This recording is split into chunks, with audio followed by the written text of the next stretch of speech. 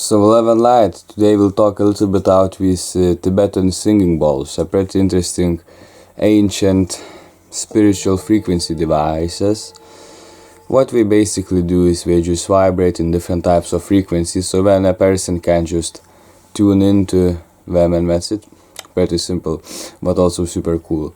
One of the ways you can use it is, well, a medium-sized singing bowl can just produce different types of frequencies depending on how it was hit and stuff.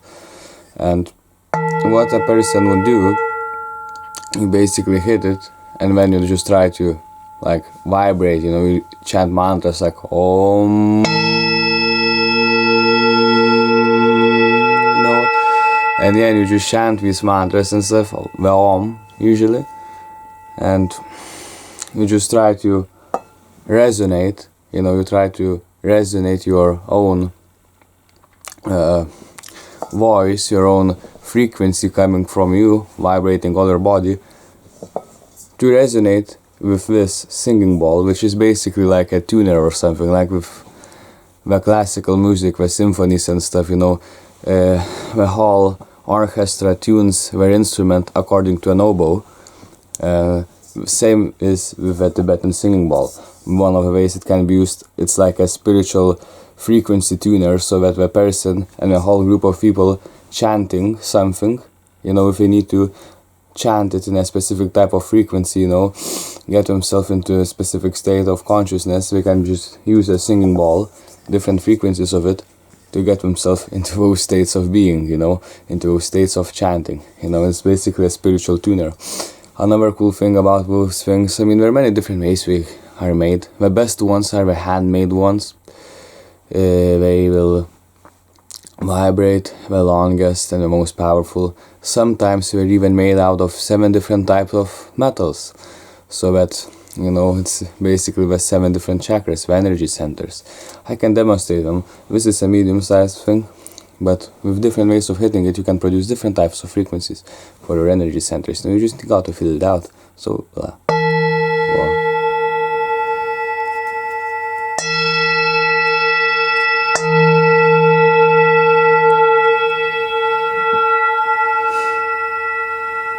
So as you could hear, these were 2 different types of frequencies, lower and higher pitch sounds. Lower ones are for lower chakras, higher ones are for the higher ups, And then you can just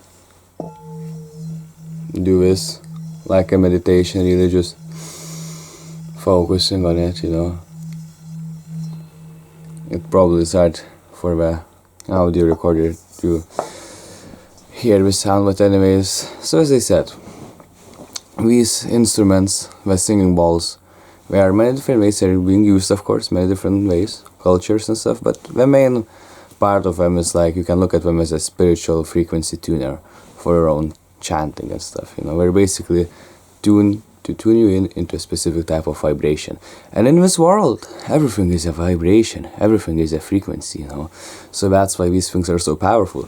One of the ways they're also being used is, this one is too small for it, but if it was bigger, when people just put it on their head, and when we have migraines, we start like beating this bell, and when it cures their migraines, of course, Don't forget it, we are 60 or 70% water. If you put some water in a singing bowl, which I'm gonna to demonstrate soon, you're really gonna see what it starts to do. The similar things happen when you vibrate it within you, near you. It also activates these things in your body. It's a very powerful healing tool, and it's ancient and it's cool. Now I will show you what happens when you put water in it.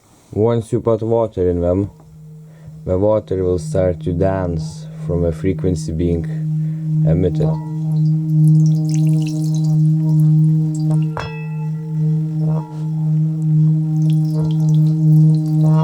You see how it starts to, at a certain point, it just starts to sparkle like that, jump all over the place.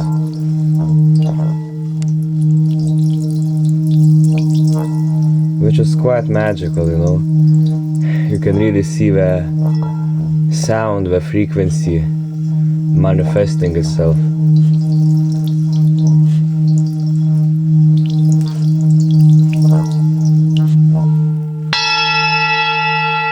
and it changes the frequency of a ball a little bit itself. So yeah, quite cool, I think.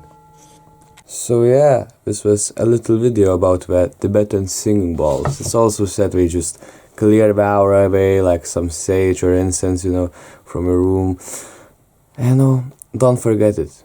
Everything is frequency in this universe. Everything is vibration. Everything is resonance. It's a very magical tool for it. But in the end, you need no external tools or anything like that. It's all you in the end, but really, you can just chant Om. Om. The Om is, since the ancient times, said to be the original, the main vibration of the whole creation. So yeah, Om Namah Shivaya, love and light.